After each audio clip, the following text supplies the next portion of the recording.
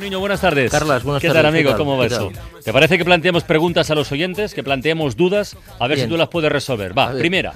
¿Incumplirá o no España objetivos de déficit marcados para 2015 y 2016? Segunda, ¿podría llegar a quebrar Volkswagen por el Dieselgate, por llamarlo así? Tercera, ¿cuál es el futuro de España si 1 de cada 4 trabajadores son pobres? 3, de momento con 3 yo creo que hoy es suficiente. Empecemos por la primera, Santiago. Bueno, tema déficit, compromisos. De hecho, Carlas, la primera y la tercera están muy vinculadas. Efectivamente. Ya lo veremos, pero vamos por ahí. Pues venga. A ver, el déficit, España, es segurísimo que no va a cumplir los objetivos de déficit con los que se comprometió. Antes tú y yo veremos llover de abajo para arriba.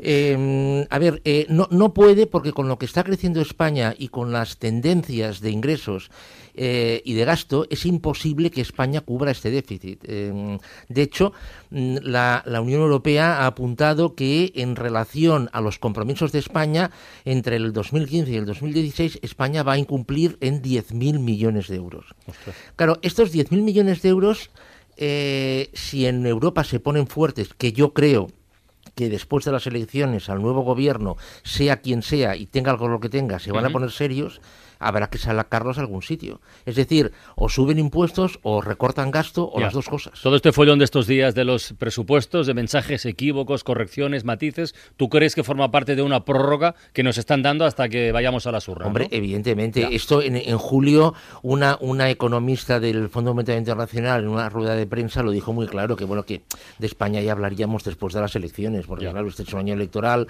en el cual nadie se compromete a nada. Precisamente por eso, tú fíjate, Carlas, que por primera vez en democracia el gobierno saliente, porque este gobierno es prácticamente saliente, va a aprobar unos presupuestos que se va a encontrar el próximo gobierno. Esto en democracia no había pasado jamás, nunca jamás. ¿Por qué se hace esto?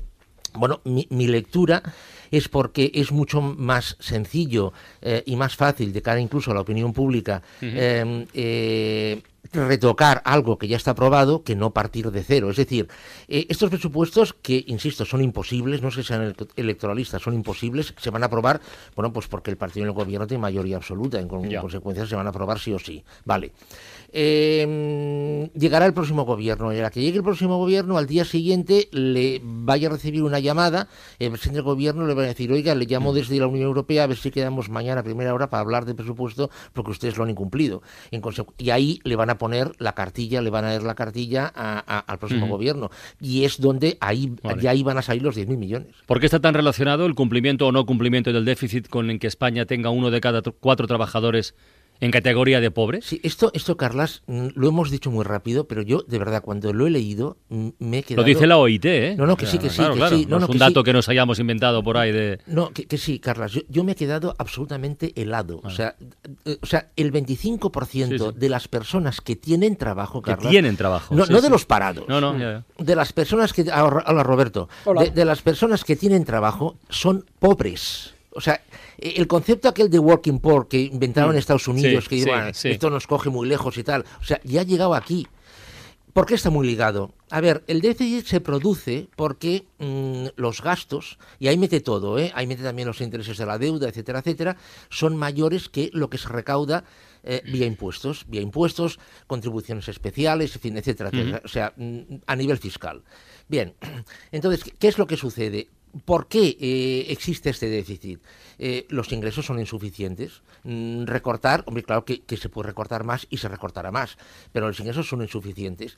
Entonces, si entramos en una dinámica en la cual los trabajadores no ingresan lo suficiente, los salarios son bajos, incluso hay trabajadores que son pobres, la recaudación no solamente no aumenta, sino que tiene tendencia a bajar. Normal. En consecuencia, este déficit no puede cumplirse. En consecuencia, España va a incumplir y en consecuencia va a tener que incluso recortar más gastos porque aumentar ingresos no es viable. Es decir, que estas dos cosas están intimísimamente ligadas. Déjame que recuerde a los oyentes que este informe de que 1 de cada 4 trabajadores en España entra en la categoría de pobre se ha hecho público en el Día Mundial del Trabajo Decente. Sí. Solo eso. Y hablando de decencia, tema Volkswagen, creo recordar, Santiago, que tú fuiste de las primeras voces que se levantó con más energía para decir que esto, cuando empezó a surgir la noticia, no había hecho más que empezar y que podía tener consecuencias catastróficas, gigantescas. Bueno, el poco tiempo que ha pasado te está dando la razón. Y ya la pregunta es, pero pregunta muy en serio, y además en algunos círculos incluso se plantea así directamente, es si Volkswagen puede llegar a quebrar. Bueno, se ha publicado, una estimación de la probabilidad, porque ya sabes que los grandes inversores se mueven por probabilidades. Sí. La probabilidad de que Volkswagen quiebre, y actualmente está en el 23%. Dirás, el 23% es poco. Hombre, no es mucho. No, a ver, no, ahí voy. O sea, el 23% es poco, pero claro, es que no estamos hablando de un taller de la esquina, estamos hablando de Volkswagen, que es el principal productor de automóviles del mundo. Estamos hablando de eso. Claro, las consecuencias que puede tener esto, tanto para Alemania por su prestigio como para la empresa, son absolutamente gigantescas. VS ha hecho una estimación, Credit Suisse ha hecho una estimación y apunta que la factura total de todo este tinglao a Volkswagen le puede salir por 70.000 millones de euros. La horquilla oscila entre los 23.000 y los 70.000 millones. Entonces, es que son cifras, Carlas, que se mueven ya en un presupuesto de un pequeño país. Bueno, ¿no? Para que te hagas una idea, Roberto, es que esto es prácticamente, es más de la tercera parte del PIB de Cataluña. Claro. Es que estamos hablando de eso. O sea, son cifras absolutamente monstruosas. Insisto, y además el impacto que esto puede tener para el prestigio de la industria, ¿no? Pero es que, claro, esto va más allá, porque dices, bueno, es que, mira, el problema es de Volkswagen, pues oye, mira, ellos lo han hecho mal, que se fastidien. O sea, a las malas decimos esto. Pero es que la cosa va mucho más allá. La Asociación de Fabricantes Europeos ha pedido a la Comisión Europea que alargue los plazos para cumplimiento de las emisiones, de los límites de emisiones, y por otra parte que aumente la capacidad de emisión de un vehículo, de emisiones contaminantes me refiero. ¿Por qué? Bueno, es lo que ya comentamos un día, es que, pregunta, ¿no tendremos una norma que es preciosa, fantástica, durísima, pero es incumplible a un coste que permita un precio lógico para el coche?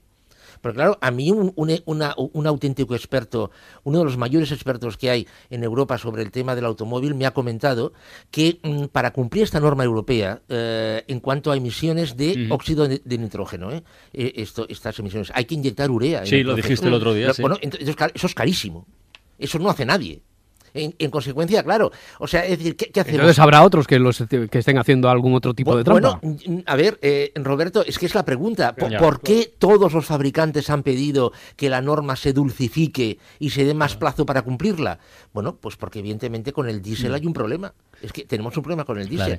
Entonces, yo ¿qué me temo? Yo lo que me temo es que se va a hacer una especie de vista gorda en el sentido de que se va a permitir que circulen estos vehículos, pero subiendo los impuestos del diésel.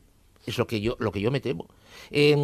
Porque, claro, la alternativa es absolutamente impensable. Es decir, lo que también se ha estimado de que si se hiciese cumplir esta norma rajatabla ya, el 10% de los vehículos diésel tendrían que cerrar, tendrían que desaparecer.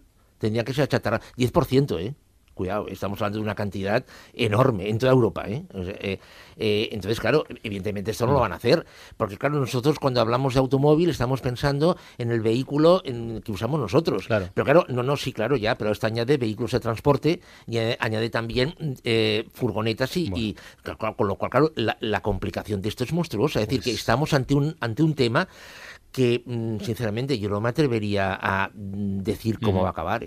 Pues vamos a seguir muy, muy, muy atentos a cómo evoluciona este escándalo Volkswagen.